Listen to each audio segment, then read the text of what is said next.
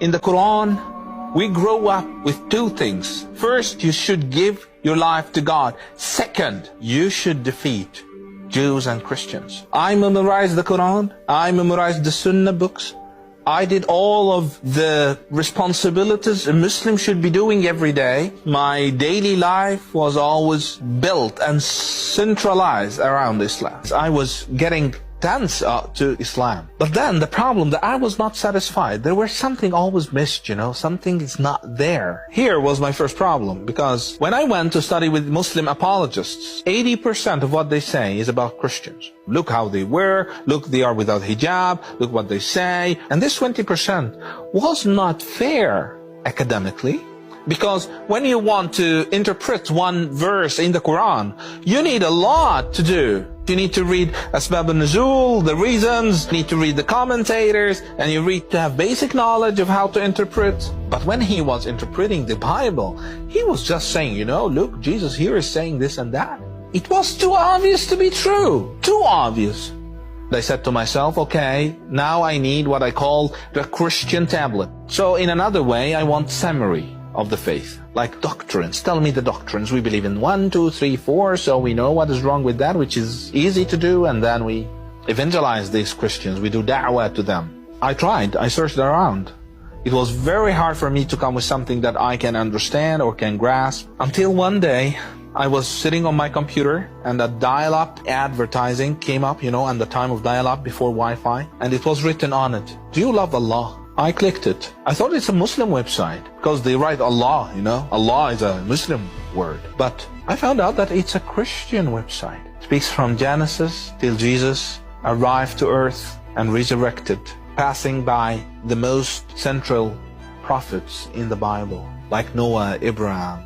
This was amazing, to the extent that for the first time in my life, I looked and I said, maybe we are wrong? This is kind of impossible for a Salafi to say so. But maybe we are wrong. But who said that God exists? And I started to see that I don't have any evidence for anything.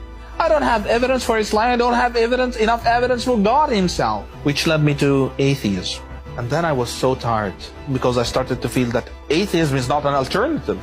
And inside me, I feel that there is a God. And I deal with myself as if there is a God that I talk to inside me. Until one day, I was fed up. I came back home, many problems, many things that I cannot bear myself. And I looked at the sky and I said, you know what? You are too big for me. I cannot find you. Please, do something. I'm too small for you. Just do something and find me. It's not hard for you if you are there. On this night, I slept. And in my dreams, I saw that I'm running in a very long road.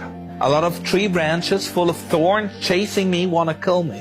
And at the end of the road, there were a man that I do not recognize. And I shouted, please help me, do something.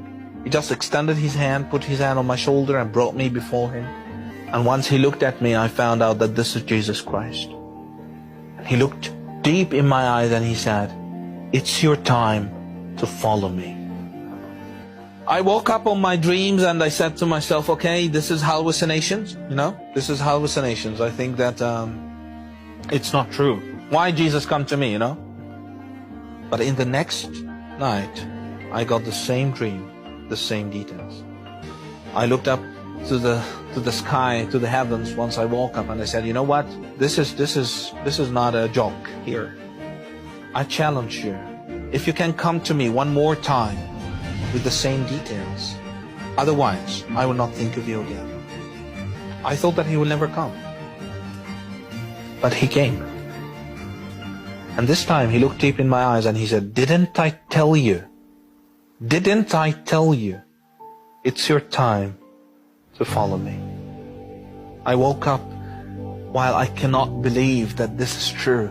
I cannot believe that God is so loving. God is so amazing. God is so open. He didn't care that I'm challenging him. He was not feeling attacked. He was not feeling insulted. He was feeling that I love this guy and I want him. So he just came to me. I didn't wake up as a Christian, but I woke up as a man who's seeking the truth and knowing one thing, that this Jesus Christ is more than a prophet. This Jesus Christ is not what we think that he is. I was lucky to find someone to help me with that. And after 3 years, I got baptized in the name of Father, Son, Holy Spirit. And the thing is, since I was baptized, everything started to change. Every look started to change. I started to see people differently. For the first time of my life, I started to learn that I can love others unconditionally. For the first time, I can tell you, God healed me, and I can say that I love you. God is love, and He poured His love in our hearts. He poured His love in our hearts, and this is what we learned. Jesus is the only way to God. He's the way, the truth, and life. You can't go to the Father except through Him. John 14:6. Come to Jesus and be saved. Life is too short. Don't waste it. Come to Jesus and be saved while you can.